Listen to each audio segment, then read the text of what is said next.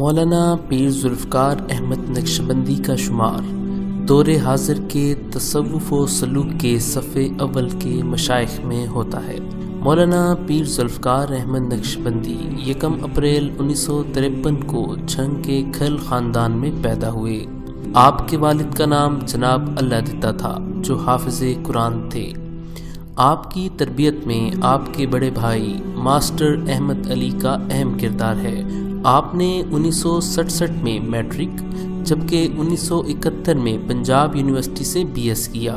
1976 میں electrical engineering میں B S کیا اور لمز یونیورسٹی سے 1951 میں ہیومن ریسورس مینجمنٹ کورس مکمل کیا۔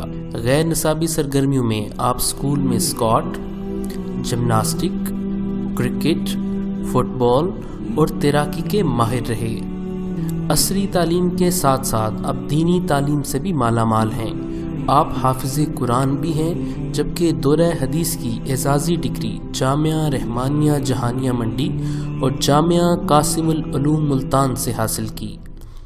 یونیورسٹی سے انجینئرنگ کی تعلیم مکمل کرنے کے بعد آپ پاکستان کے ایک مشہور صنعتی ادارے میں انجینئر کے عہدے پر فائز ہوئے اور وقت کے ساتھ ساتھ ترقی کی منازل طے کرتے ہوئے جنرل مینیجر بنے۔ 40 سال کی عمر میں اسی پوزیشن سے استعفیٰ دے کر اپنی زندگی کو دین کی تجدید اور اشاعت کی خاطر وقف کر دیا۔ 1983 میں آپ کو حضرت خواجہ غلام حبیب رحمۃ اللہ علیہ کی جانب سے خلافت ملی۔ آپ کی شادی حضرت خواجہ محمد عبد المالک صدیقی رحمۃ اللہ علیہ کی صاحبزادی سے ہوئی، جن سے آپ کے 2 صاحبزادے ہیں، جن میں مولانا پیر حبیب اللہ نقشبندی اور مولانا پیر سیف اللہ نقشبندی شامل ہیں۔ آپ کی آواز میں قدرتی طور پر حلاوت پائی جاتی ہے۔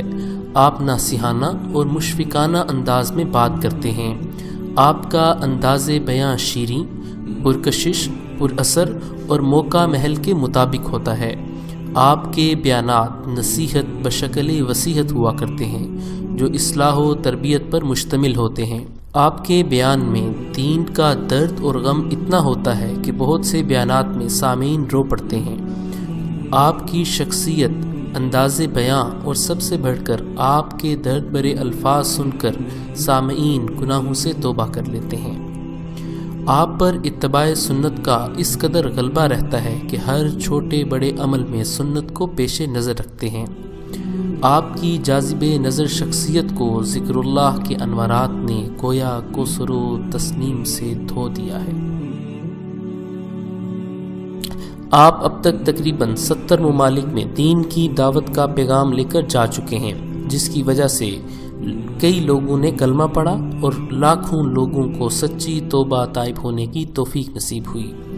ان ممالک میں سعودی عرب، سنگاپور، تھائی لینڈ، مصر، بھارت، ملیشیا، انڈونیشیا، نیپال، بنگلہ دیش، سویڈن، آسٹریلیا، ڈنمارک، فرانس، امریکہ کی 22 ریاستیں، روس کی 9 ریاستیں، فن لینڈ، افغانستان، ترکی، ہنگری، برطانیہ، اٹلی، جرمنی، ناروے اور ساؤتھ افریقہ کے علاوہ دوسرے ممالک شامل ہیں۔ آپ اردو کے علاوہ عربی اور انگریزی میں بھی بیانات کرتے ہیں۔ آپ کی شدید محبت الہی، کامل اتباع سنت اور شریعت پر استقامت کی ایک دلیل یہ بھی ہے کہ ہزاروں علماء کرام اور طلباء دین آپ کے حلقہ ارادت میں شامل ہیں۔ آپ کو سننے والوں میں ایک بڑی تعداد بھارت سے تعلق رکھتی ہے۔ بھارت کی رپورٹس کے مطابق 2 حضرات اس سے پہلے گزرے ہیں جنہوں نے پورے بھارت پر اثرات ڈالے۔ ان میں ایک حضرت خواجہ معین الدین چشتی اجمیری رحمۃ اللہ علیہ اور دوسرے سید احمد شہید رحمۃ اللہ علیہ ہیں، اور اب مولانا پیر ذوالفقار احمد نقشبندی ہیں جن کو اللہ نے لاکھوں انسانوں کی زندگیاں بدلنے کا سبب بنایا ہے۔ آپ متعلقین کو رسمی رواجی پیروں کی طرح صرف دعائیں ہی نہیں دیتے بلکہ ان کو تعلیم و تربیت، علم و آگاہی، حکمت و عرفان کی دولت سے بھی نوازتے ہیں۔ آپ کے بیانات کی طرح آپ کی کتابیں بھی مقبول ہیں جن میں عشق الہی، عشق رسول صلی اللہ علیہ وسلم، حیات حبیب، تصوف و سلوک، با ادب با نصیب، مکتوبات فقیر، خطبات فقیر، موت کی تیاری، خواتین کے تربیتی بیانات، نماز کے اسرار و رموز، رہے سلامت تمہاری نسبت، قرآن مجید کے ادبی اسرار و رموز، حیا و پاک دامنی، سکون دل اور سکون خانہ، اولاد کی تربیت، خواتین اسلام کے کارنامے، سوئے حرم شامل ہے۔ آپ نے 1984 میں دارالعلوم جھنگ قائم کیا، جبکہ 1986 میں خواتین کے لیے جامعہ عائشہ صدیقہ رضی اللہ تعالی عنہا کا قیام کیا، جس کی پرنسپل آپ کی اہلیہ ہیں۔ جھنگ میں ایک بڑے منصوبے کی بنیاد رکھی، جسے معہد الفقیر الاسلامی کا نام دیا گیا۔ اس میں اس وقت درس نظامی، تخصص الفقہ، دارالفتہ، مسجد اور دیگر شعبہ جات قائم ہیں۔